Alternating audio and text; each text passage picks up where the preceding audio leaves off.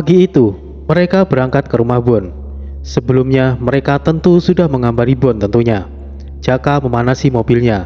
Sebagian cemilan yang Jaka bawa, Tori ambil dan masukkan ke mobil untuk oleh-oleh anaknya Bon. Beberapa saat kemudian, mereka berangkat. Jaka mengendarai mobil warna hitam. Jika dibilang Jaka itu kaya, mungkin iya. Meskipun ucapannya sombong, Jaka itu termasuk kawan yang punya solidaritas tinggi dan royal kepada orang di sekitarnya. Tidak lama kemudian mereka sampai di rumah Bon. Karena tidak begitu jauh jaraknya, perjalanan memakan waktu kurang dari 1 jam. Assalamualaikum. Waalaikumsalam mas bro. Jaka, ganteng kali kau Jaka. Hehehe. Merinding aku dibilang ganteng sama kau Bon. Hahaha, bangsat kali kau. Ayolah, masuk ke dalam. Mereka bicara panjang lebar, menanyakan teror yang dialami Bon dan keluarganya. Karena beberapa bulan lalu Jaka sudah menanganinya. Sekarang di rumah Bon sudah tidak diteror lagi. Tetapi istri Bon masih takut dan masih tidak berani sendirian tanpa adanya Bon. Bon pun menjelaskan istrinya ingin tinggal di Jambi dan Bon sendiri masih sering diteror, tetapi tidak sekalipun Bon cerita dengan istrinya. Untungnya Bon tidak seperti Dayat maupun kawan lainnya. Tori dan Jaka berencana hendak ekspedisi ke Danau Singkarak sehabis lebaran dan tentunya ingin mengajak Bon. Tetapi Bon menolak dengan berbagai alasan. Mereka tidak memaksa Bon, itu adalah keputusannya. Mereka tidak berlama-lama di rumah Bon, kemudian mereka pulang.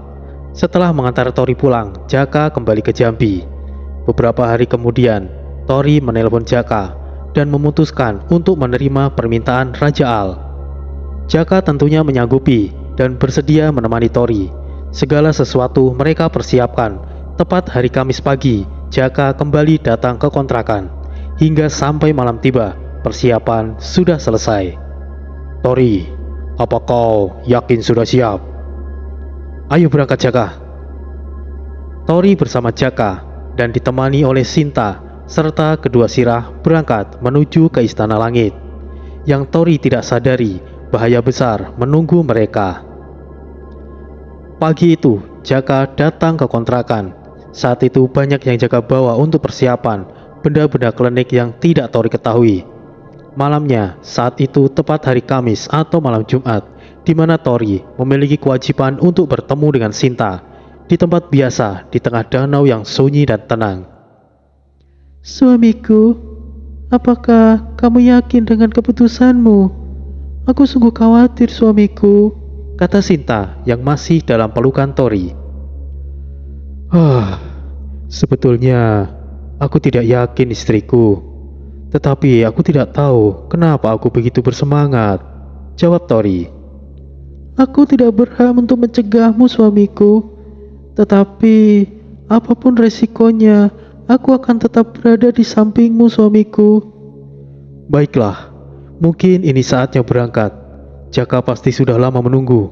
Ayo kita segera kembali, kata Tori sambil beranjak dari ranjang. Tunggu suamiku. Sebelumnya aku menceritakan kepada ibunda tentang apa yang terjadi di Istana Langit. Ibunda mengatakan jika kamu berniat untuk menolong Raja Al, sebelum berangkat kamu diminta untuk menemui ibunda terlebih dahulu suamiku, pinta Sinta menyusul berdiri. Baiklah jika begitu. Sekarang kita menemui Ratu Peri. Tidak perlu mengulur waktu lagi istriku. Kemudian mereka pergi ke Istana Peri. Perjalanan mereka sangat singkat menuju ke Istana Peri. Tanpa ada hambatan mereka segera sampai di Istana Peri. Hehehe, anakku, apa kau yakin ingin menerima misi yang diberikan Raja Al? Kata wanita gendut yang jelek dan menyeramkan. Dia adalah Ratu Peri. Iya, kami akan segera berangkat, jawab Tori tanpa berani menatapnya lebih lama. Bagus, kau sangat pemberani. Bawalah kedua sirah bersamamu. Pulanglah dengan kemenangan, balas Ratu Peri dengan semangat. Terima kasih, kami akan segera berangkat. Tunggu anakku, aku punya permintaan. Jika kau menemukan sebagian jiwaku, tolong bawakan untukku. Tentunya kamu tahu seberapa pentingnya itu untukku. Pinta Ratu Peri. Aku tidak berjanji, akan tetapi aku akan berusaha untuk menemukannya untuk Anda, Ratu Peri. Hehehe, semoga beruntung anakku. Sepanjang perjalanan keluar dari wilayah kerajaan peri, ucapan keberuntungan diucapkan berulang-ulang oleh penghuni kerajaan peri hingga mereka keluar dari wilayah peri. Tori kembali ke kontrakan dan Jaka sudah siap menunggu di luar, sedang bermain dengan harimau putih dan Om Gen. Tentunya sudah dalam keadaan meraga sukma. Apa kau sudah siap, Tori? Ayo berangkat, Jaka. Tori bersama Jaka ditemani Sinta dan kedua sirah menuju ke Istana Langit. Perjalanan saat itu terasa singkat. Apa mungkin Tori sudah terbiasa beberapa kali berkunjung ke Istana Langit? Saat itu, jika dilihat waktunya di dunia manusia, sekitar pukul 21 malam. Ya, Tori lebih awal menemui Sinta, karena perjalanan ini akan memakan waktu yang lama, meskipun hitungan waktu antara dunia manusia dan jin memiliki perbedaan 1 hari di dunia jin sama dengan 1 jam di dunia manusia. Seperti sebelumnya, mereka sampai di pintu gerbang barat yang sangat besar dan dijaga oleh 2 penjaga sebelumnya. Jaka mulai memandang sekeliling, sepertinya Jaka juga takjub dengan pemandangan di kerajaan langit. Selamat datang tamu yang terhormat, silahkan. Para penjaga gerbang jauh lebih sopan daripada sebelumnya. Gerbang barat terbuka, mereka masuk ke dalam dan suasananya masih sama seperti sebelumnya, dengan pemandangan awan yang indah serta banyak bangunan yang melayang di udara. Mohon tuan-tuan menunggu sejenak, ucap penjaga itu, kemudian berlari, sepertinya ingin menyampaikan kepada atasannya. Mereka duduk di taman awan, kursi yang sangat lembut dan nyaman, sehingga Tori tersenyum sendiri menikmatinya. Tori, kau tahu tempat seperti ini, kenapa tidak kasih tahu aku dari awal? Ini benar-benar luar biasa.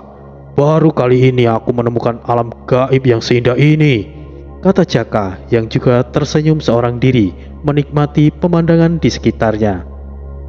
Tapi pada akhirnya kau juga di sini kan, Jaka? Hehehe. Lalu Tori berdiri menghampiri penjaga gerbang satunya. Maaf, jika boleh tahu kemana tadi perginya penjaga itu? Kenapa kami harus menunggu di sini? Tori bertanya. Sebelumnya, kami diperintahkan oleh Tuan untuk segera menyampaikan jika Tuan dan rekannya datang, kata penjaga itu. Kemudian beberapa sosok datang. Selamat datang Tuan Tori, sapa Sabrani. Oh, Sabrani, aku lebih suka wujudmu yang seperti ini, balas Tori sambil menghampiri Sabrani. Langsung saja, akan aku antarkan kepada beliau, Tuan. Baiklah, maaf merepotkanmu, Sabrani. Jaka dan kedua sirah menaiki tunggangan seperti Garuda dan burung yang aneh yang Tori tidak ketahui namanya. Sesaat kemudian, mereka sampai di depan Istana Langit. Pintu terbuka lebar. Mereka memasuki istana. Di dalamnya sudah banyak sekali makhluk yang tidak seperti sebelumnya. Di ruangan yang besar, berkumpul beberapa tokoh kuat dan terlihat Raja Al tengah duduk di singgasana dengan kemewahan yang ada. Salam Baginda Raja, Tuan Tori sudah datang, ucap Sabrani dalam wujud manusianya. Sinta dan kedua sirah ikut menunduk mengikuti Sabrani. Berdirilah.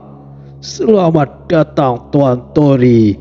Dan siapakah manusia kuat ini? Ucap Raja Al memuji. Salam Raja Al, namaku Jaka Guntur, jawab Jaka sambil membusukkan dada, memperlihatkan bahwa dia tangguh. Silakan duduk semuanya. Tidak perlu berlama-lama Raja Al, langsung saja aku katakan, kami bersedia menolong Anda, tapi aku memiliki persyaratan, yaitu jika kami berhasil, Anda harus mengampuni Ratu Peri dan mengizinkannya untuk kembali ke Istana Langit bersama pengikutnya. Seandainya kami gagal, setidaknya Anda bisa mengizinkan pengikut Ratu Peri leluasa memasuki kerajaan langit, pinta Tori. Istana langit memang terbuka untuk siapa saja, kecuali pengikut Ratu Peri. Anak-anak Ratu Peri bisa masuk ke wilayah kerajaan Peri karena toleransi yang diberikan Raja Al. Permintaan macam apa itu? Bentak Pangeran Elbras. Hentikan tindakan yang tidak sopan itu, Elbras. Tapi ayah, cukup. Maaf atas perilaku anakku yang tidak pantas, Tuan Tori. Tidak apa-apa, Raja Al. Aku tidak mengambil hati. Hah, apa-apaan itu? Ayah anak memiliki sikap yang jauh berbeda. Dengarkan ayahmu itu makhluk peniru manusia, kata Jaka yang tersulut emosi. Apa kau bilang? Pangeran Elbras berdiri. Kenapa? Kau mau bertarung? Maju sini, tantang Jaka. Kurang ajar, aku habisi kau. Pangeran Elbras bersiap menyerang Jaka. Kemudian, hentikan! Raja Al memegang tangan Pangeran Elbras. Teriakannya mengguncang seluruh ruangan seperti terjadi gempa yang dahsyat. Elbras, kau sudah keterlaluan. Pergi dari hadapanku dan renungkan kesalahanmu, perintah Raja Al. Pangeran Elbras tidak bisa membantah dan pergi dari ruangan dengan kesal. Sekali lagi, maafkan kelakuan anakku Elbras. Aku terima semua syaratmu itu, Tuan Tori. Dan aku akan menambahkan, jika kalian berhasil, akan aku bukakan gerbang surga untuk kalian. Jelas Raja Al. Wah, serius? Itu mustahil. Luar biasa. Yang mulia raja sungguh murah hati. Hiruk pikuk seisi ruangan saling berbicara setelah Raja Al menawarkan memasuki gerbang surga. Gerbang surga adalah tempat paling mulia dan lebih tinggi dari istana langit. Siapapun yang menginjakkan kaki di dalam gerbang surga akan mendapatkan manfaat yang luar biasa. Konon, gerbang surga dihuni oleh makhluk yang memiliki ciri khas bersayap, seperti bidadari atau malaikat. Tidak sembarang orang bisa masuk, bahkan anggota keluarga kerajaan sekalipun tidak bisa memasukinya kecuali raja dan putra mahkota. Sejauh ini, hanya Raja Al yang pernah memasuki gerbang surga. Pernah ada yang memaksa untuk masuk gerbang surga, tetapi tidak pernah ada yang berhasil dan justru malah berakhir di gerbang neraka. Penjaga gerbang surga katanya jauh lebih kuat daripada Raja Al sendiri, sebab Draka pernah mencoba untuk masuk, tetapi dikalahkan oleh penjaga gerbang surga dan berakhir di gerbang neraka. Untunglah Draka berhasil selamat keluar dari gerbang neraka. Tunggu yang mulia, apakah penawaran Anda tidak terlalu berlebihan? Kata lelaki tua dengan baju serba kuning keemasan. Aku yakin dengan keputusanku. Apakah ada yang keberatan? Jika itu adalah keputusan Anda, tentu kami tidak keberatan yang mulia, jawab lelaki tua itu sambil menunduk. Baiklah, karena perjalanan ke gerbang neraka akan sangat berbahaya.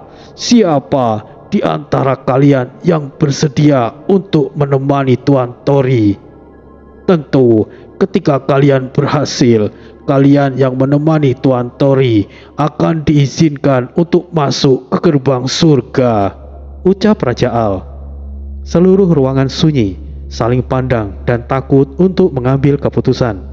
Meskipun hadiah yang akan diberikan merupakan hadiah yang mustahil diberikan, mereka tetap takut akan konsekuensi yang terjadi ketika memasuki gerbang neraka. Saya bersedia yang mulia, jawab Sabrani. Sabrani, kata Tori senang.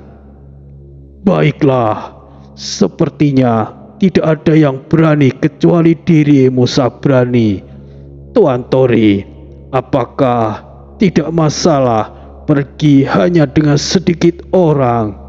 Jika tidak, akan aku pilih beberapa untuk menemani kalian, kata Raja Al. Raja Al, Sabrani cukup untuk menemani kami. Terlalu banyak justru akan memperlambat perjalanan kami. Kami siap berangkat, kata Tori yakin. Sabrani sebetulnya takut memasuki gerbang neraka. Dia merasa sangat bersalah jika dia tidak ikut serta menemani Tori. Secara tidak langsung, Sabranilah yang menyebabkan Tori harus pergi menempuh bahaya yang tidak diketahui levelnya. Meskipun Sabrani tidak mengajukan diri ingin menemani Tori, pastinya Tori yang akan meminta untuk menemaninya. Meskipun Sabrani tidak sekuat Draka maupun Raja Al sekalipun, Tori merasa aman saja berada di dekatnya. Tim sudah terbentuk. Tori ditemani oleh Jaka, Sinta, Shira dan Sire, serta Sabrani bersiap menuju gerbang neraka. Tunggu! Seseorang tiba-tiba muncul memasuki ruangan. Yang mulia, izinkan aku menemani manusia ini, kata Draka yang baru saja tiba. Seisi ruangan kembali ramai, saling berkata membicarakan Draka. Iya, di antara kami semua, hanya kau satu-satunya yang tahu di balik gerbang neraka. Aku tidak keberatan jika kau ikut Draka, jawab Raja Al. Tunggu dulu Yang Mulia. Saat ini Tuan Draka adalah penumpang kerajaan langit. Jika Tuan Draka pergi, hamba takut istana langit akan runtuh jika terjadi sesuatu dengan Tuan Draka. Ditambah kondisi beliau dalam keadaan lemah saat ini, kata lelaki tua berbaju kuning keemasan bernama Kamba, salah satu penasihat senior kerajaan langit. Tetapi aku tidak punya hak melarang Draka untuk menemani mereka, Kamba. Kamba memasang muka yang khawatir dan gelisah. Tuan Draka, tolong pikirkan kembali niat Anda, pinta Kamba. Baiklah, ada benarnya apa yang kau katakan, Kamba. Maaf Yang Mulia, aku mengurungkan niatku. Aku sungguh tidak memahami kondisi Yang Mulia. Draka berpikir sejenak dan membatalkan niatnya untuk mengikuti mereka. Draka sahabatku, keputusanmu benar. Hanya kau yang bisa melindungi Paduka saat ini. Aku berjanji, jika misi berhasil, kesempatan untuk memasuki gerbang surga akan aku berikan kepadamu, kata Sabrani. Apa yang kau katakan, Sabrani? Jika kalian berhasil, hadiah itu milik kalian. Aku masih punya banyak kesempatan untuk ke sana. Ucap Draka, kemudian berlalu pergi. Draka adalah seekor naga yang memiliki harga diri yang tinggi. Tidak mungkin dia menerima pemberian secara cuma-cuma. Meskipun dalam hati Draka sangat menginginkan pergi ke gerbang surga, itu akan dia lakukan dengan usahanya sendiri. Baiklah, jika begitu kami akan berangkat sekarang, Raja Al. Aku, Al-Masyur, mengucapkan terima kasih sebanyak-banyaknya kepada kalian. Aku hanya berharap kalian bisa kembali dengan selamat, apapun itu hasilnya, jawab Raja Al.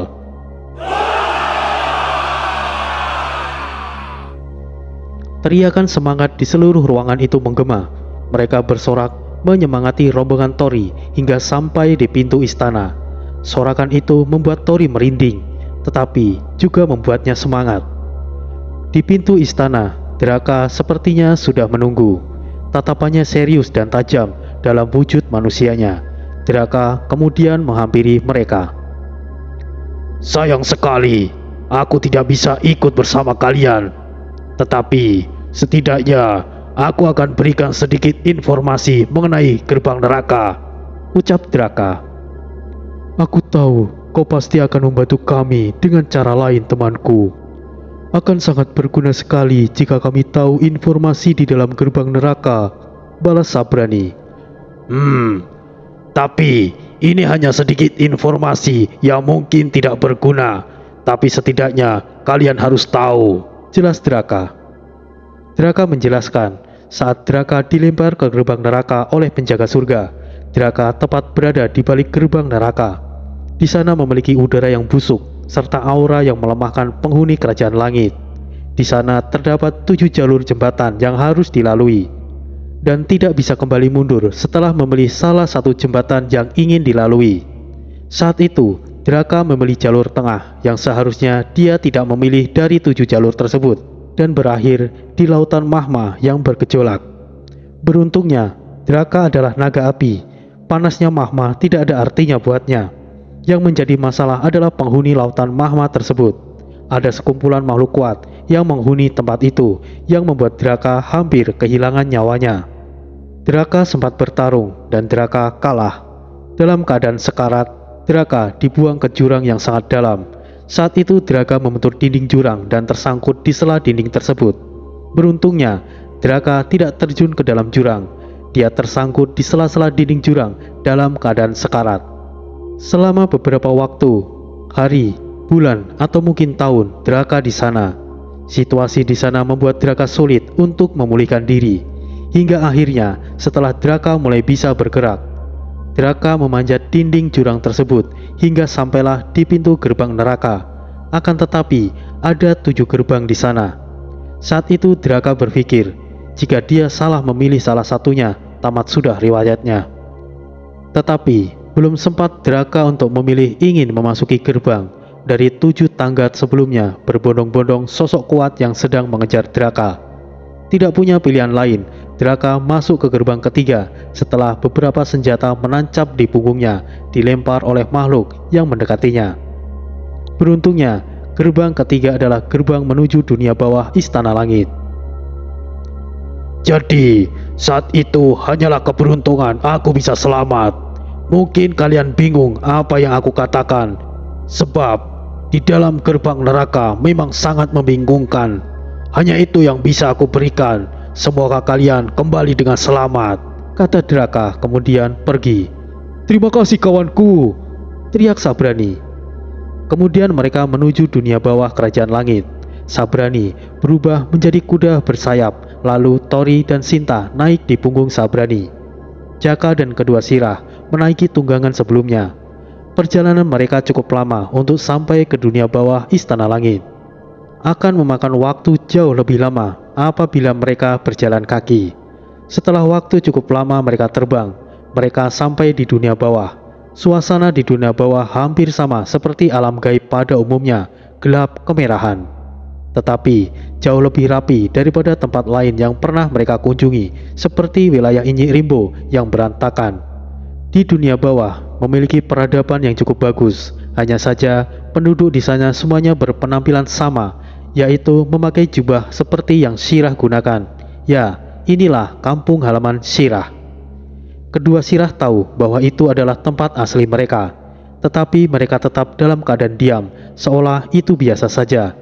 Padahal saat itu adalah pertama kalinya mereka kembali setelah ratusan tahun lamanya tidak bisa lagi datang ke tempat kelahiran mereka. Sirah mengabaikan emosional dan tetap menjaga keteguhan hatinya untuk tetap tidak terbawa suasana. Bagi Sirah, mereka berada di sana hanyalah tugas, tidak ada pikiran lain selain itu. Kita sampai di dunia bawah, Tuan Tori. Wilayah ini adalah wilayah bebas. Segala bentuk kejahatan sudah hal biasa di sini, jadi jangan sampai terpencar, jelas Sabrani. Mereka berjalan mengikuti Sabrani. Sepanjang perjalanan banyak sekali makhluk mirip Sirah memperhatikan mereka dengan hawa membunuh yang kuat. Disinilah tempat Sirah berasal, suamiku, kata Sinta.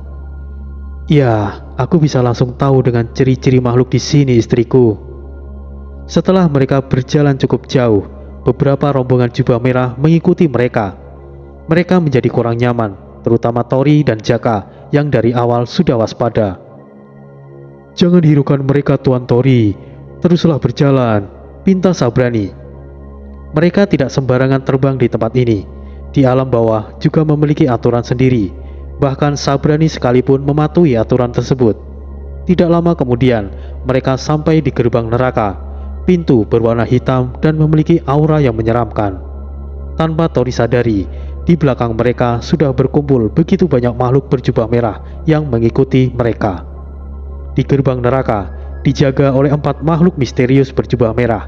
Merekalah yang terkuat dari seluruh makhluk jubah merah yang ada di dunia bawah. Kami ada tugas dari Raja Al. Kalian menyingkirlah. Perintah Sabrani. Tidak ada yang boleh lewat meskipun itu perintah yang mulia. Kalahkan kami, kau boleh lewat, kata salah satu jubah merah yang kemudian menghunuskan senjatanya.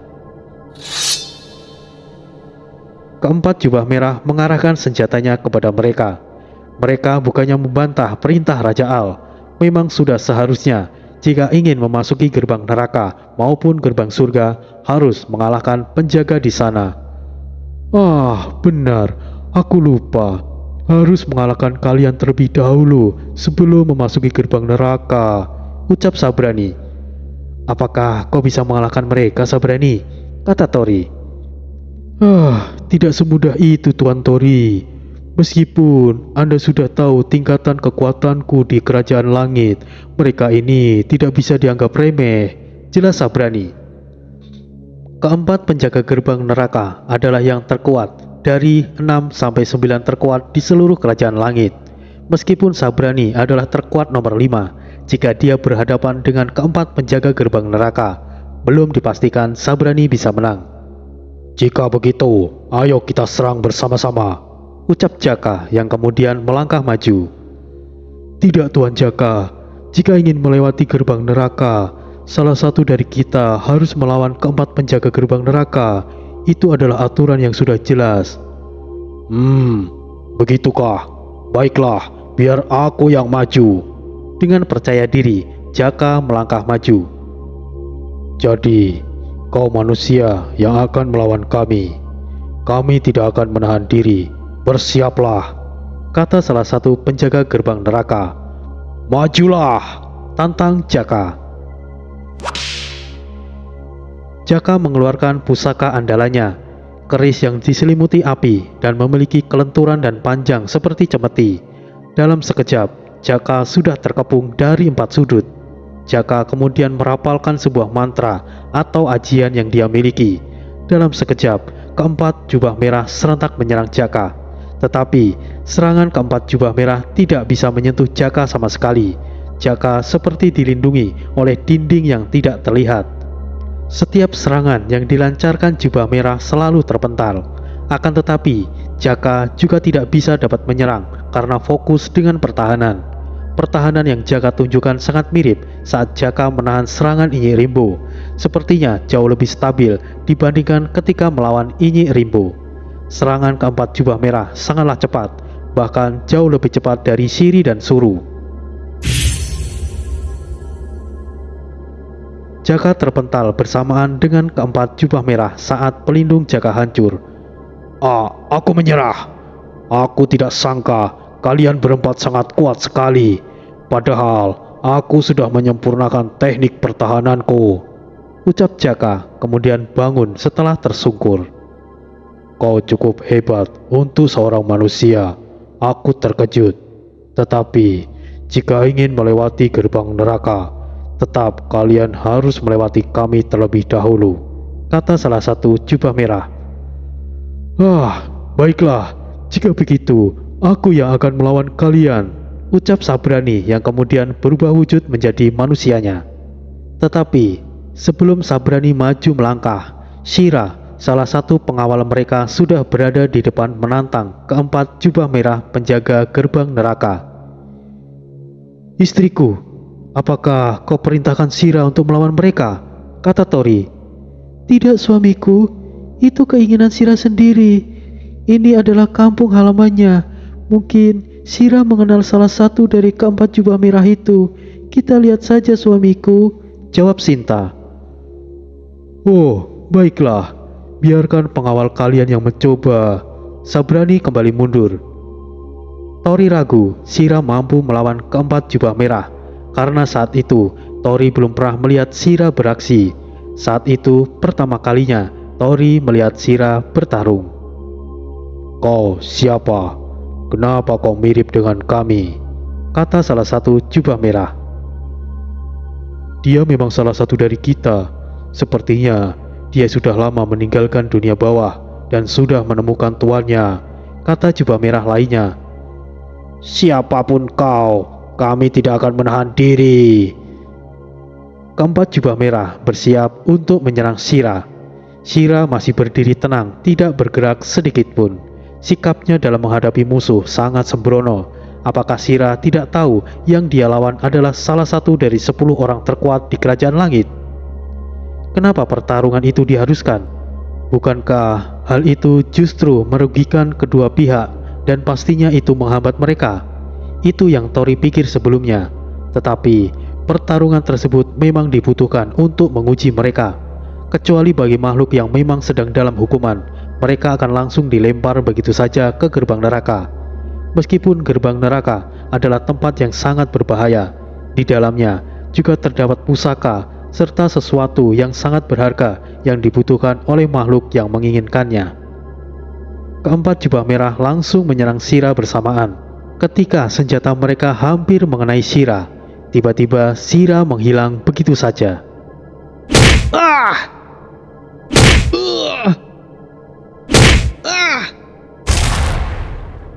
Keempat jubah merah seketika tumbang bersamaan. Shira menyerang mereka dengan tangan kosong. Tidak seperti biasanya seorang Shira melawan musuhnya dengan tangan kosong, yang artinya Shira tidak berniat untuk melukai mereka. Keempat jubah merah mulai serius dengan melepaskan jubahnya dan kembali menyerang Shira dengan kecepatan yang jauh lebih cepat. Shira masih tenang dan masih dengan mudahnya menghindari setiap serangan yang dilancarkan oleh keempat jubah merah. Senjata keempat jubah merah membentur sesuatu yang sama. Shira tidak lagi bisa main-main. Akhirnya Shira mengeluarkan senjatanya. Kedua bilah pedang pendek Shira genggam. Lalu seketika keempat jubah merah mundur. Pedang kembar, itu jangan-jangan kau adalah, kata salah satu jubah merah dengan gemetar. Tidak salah lagi, dia adalah Master. Serentak keempat jubah merah mengatakan dan bersujud di hadapan Shira. Tanpa disangka-sangka, Shira adalah master mereka, sekaligus kakak tertua dan sosok terkuat di dunia bawah yang menyandang nomor 6 terkuat di seluruh kerajaan langit.